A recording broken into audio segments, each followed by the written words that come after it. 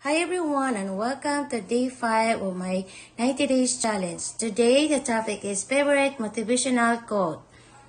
Laging gusto kong itong isa.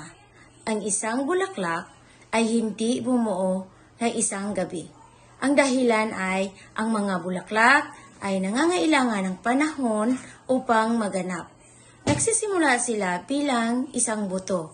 Sisimulang tumubo, lumaki at bumuo ng isang halaman.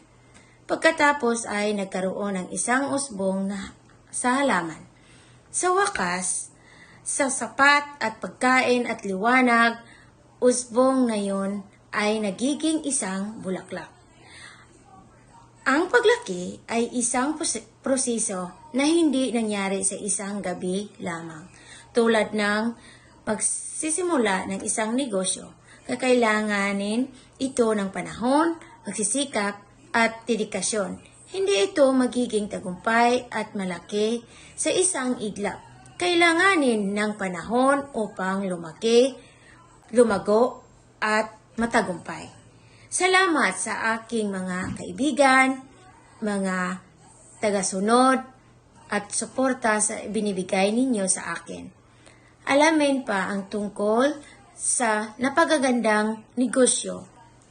Bisitahin lamang ang aming website. At see you tomorrow. And ingat po kayo. God bless.